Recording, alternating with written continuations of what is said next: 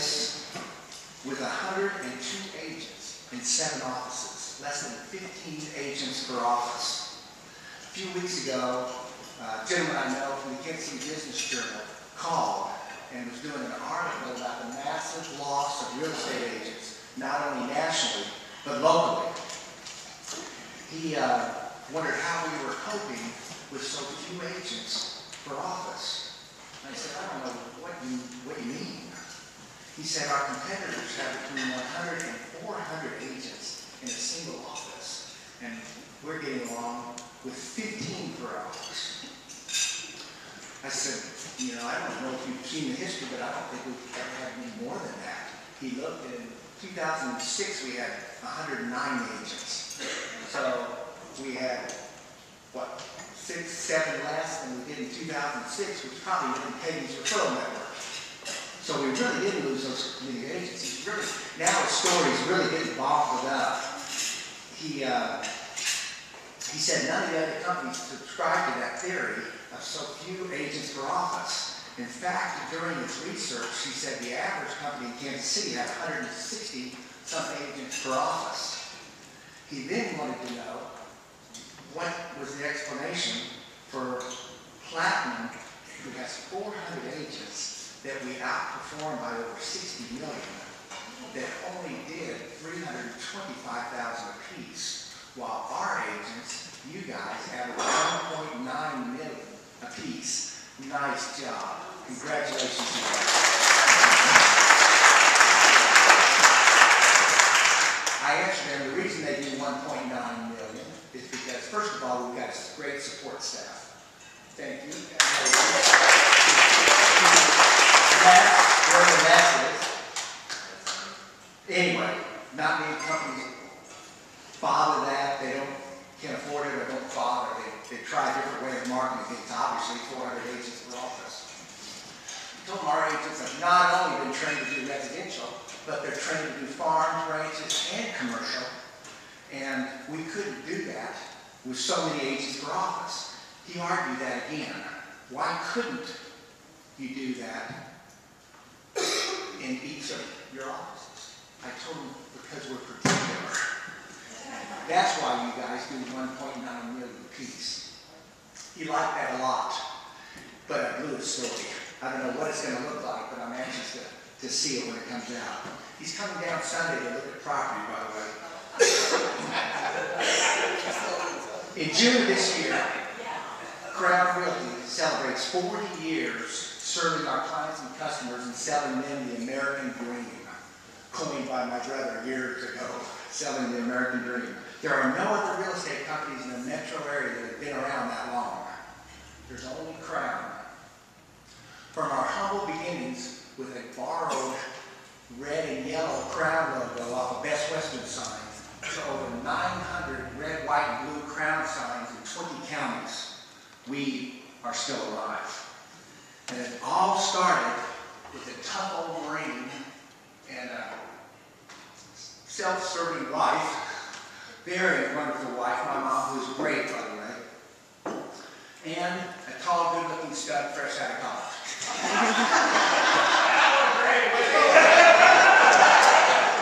Actually, yours truly was pretty geeky, skinny, with platform shoes and 4-inch cuffs, walking around Miami County, if you can imagine that. All through our lives, Greg can testify, we learned Marine discipline. Greg, Gail, and I said, yes, sir, no, sir, yes, ma'am, no, ma'am. And if we didn't, sometimes we faced the belt. We learned Marine discipline. And in real estate, when we started Crown, it was the same thing. There was no such thing as an independent contractor with Dad. We were simply employees to do as he said. June of '73 was when it all started. And it was Crown's first of our 5 recessions. And we weren't doing much. I was enrolled in law school later that September and struggling to find my way in the real estate business, as many of you have experienced. I made one sale and earned $253 all summer. And I was whining about it. You don't do that in front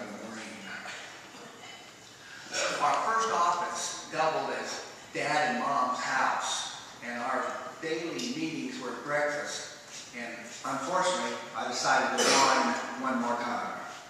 Dad got tired of it. He said, son, I want you to leave the office and don't come back until you have a listing. Now, can you feel that? What if Smith said that to you? What if Rose said that to you? What would you do? Well, I was pretty mad. Now, Mom, of course, since I was also being kicked out of the house, got into the picture. She says, now, Bill. However, equal rights and the women's suffrage movement had yet to make it to my parents' home. I left and I figured I would never come back. I was going back to my college job of night managing a quick trip and selling Remington tires on the side. Then I was going to start law school. But something clicked after I left. I certainly must have gotten mad. I certainly got determined. I decided to get as many listings as I could, and I was going to get into Dad's territory. Yeah, 2 agents, and we had territories. 3 counties, and we had territories. He had Johnson and Eastern Miami. I had Western Miami and all of Lynn. How fair is that? I started pulling off tractors, however, between Bucyrus, well, the farmers off the tractors, between Bucyrus and Racine, and walked down the streets of Lewisburg knocking on doors. I went back to the office in a week with 7 listings, and in 3 weeks I had 22, 19 in his territory. That was the end of Crown territories. 4 of those were under contract by the time I went to law school, and I had $13,000 worth of commissions coming. Now that probably doesn't sound like a whole lot of money now, especially the Burroughs or Cutshaw over here. But $13,000 back then was quite a bit of money. You know, a lawyer made only $1,000 a month. School teachers made $500. I was hooked. Dad taught me discipline, and I roamed the roads, the gravel roads of Miami and Lynn County for the next 5 years. I was religious about it. I didn't miss any days. And those contacts have been priceless. In fact, over 80% of my personal sales volume in 2012 were from those people I met the first 5 years in the real estate business. With discipline, you can build those kind of relationships. It has to be the most important behavior for a realtor, and we've hardly even talked about it. It's discipline that holds our feet to the fire. It's discipline that forces you out of bed into the office by 9 o'clock every day. And it's discipline that prevents you from going home until you've made your 10 contacts at least. It's the most important behavior in life. Because without discipline, you'll always be on a collision course with yourself. It's the glue that holds you together when it seems like you're falling apart. And without discipline, you can't stay focused. Like I was, and Greg was, by the way, that's still the top listing agent per year in the metro area with 113 one year. So that was 1980-81. We were disciplined. One of my favorite speakers, Richard Flint, defines discipline as the alignment of your mind and emotions around a crusade you believe you have to achieve. You need to dedicate yourself to your crusade. Make it your goal. Make it your dream. You need to control your day. It can get away from you with distractions. There are no excuses. Snow, rain, heat, dust. You've got to do it. Be prepared every day. Invest in more knowledge and use what you've learned. Open yourself to risks. The policy of being too cautious may be the greatest risk of all. At the National Association of Realtor meeting in Orlando last November, another one of my favorite speakers, Brian Feeney, produced a pie chart. Can you get it, Nick? About what an average real estate agent does with his day.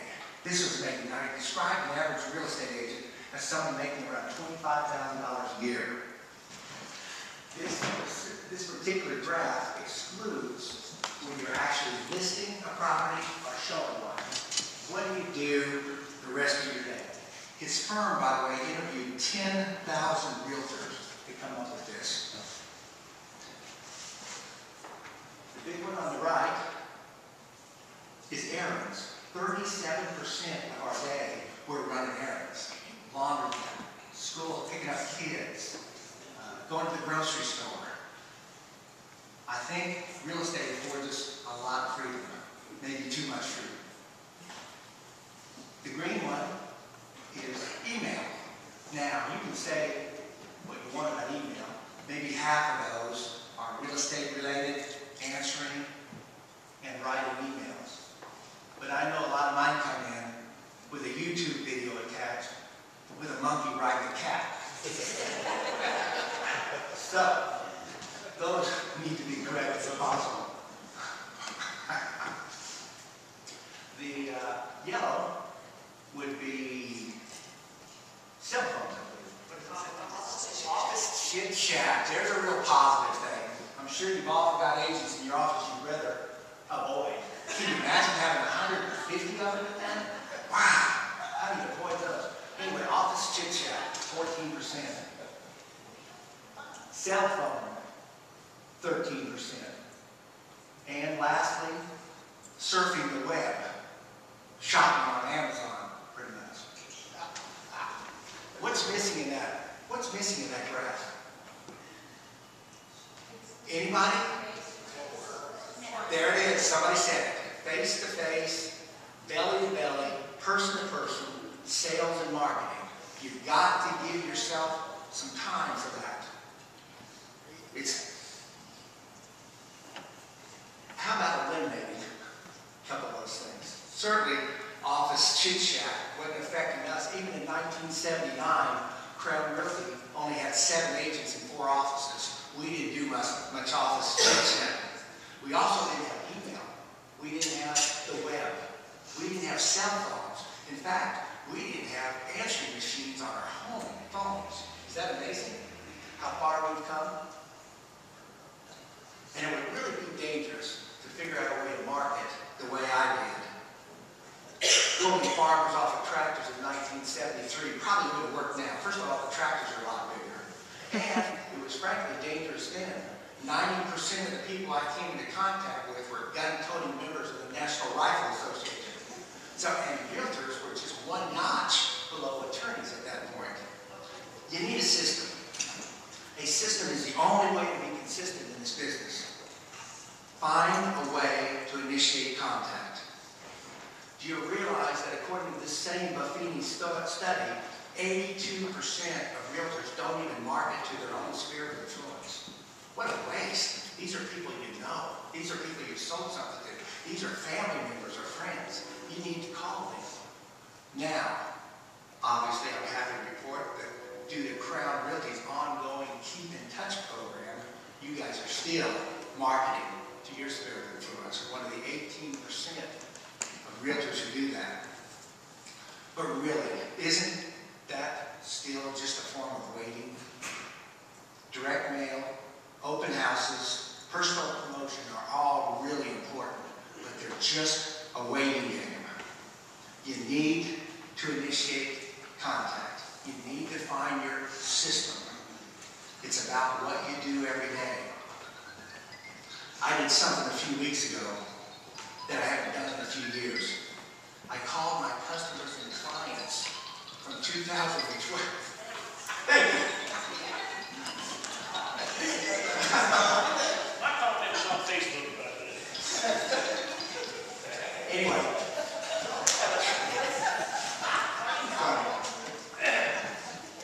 Anyway, I called them one afternoon. I had a couple hours between finding fires, killing rattlesnakes. I called them and I said, I just want to make sure you had a copy of your closing statement or your HUD for your tax return. Just a simple thing to open the door. It was amazing. One of those calls yielded an unexpected dividend. One of the buyers for the 600-acre Mulberry Duck Club was getting a divorce. They were authors, and his wife was a romance novelist and fell in love with one of the hunks on her last cover. Off she went. He wanted to know if it was possible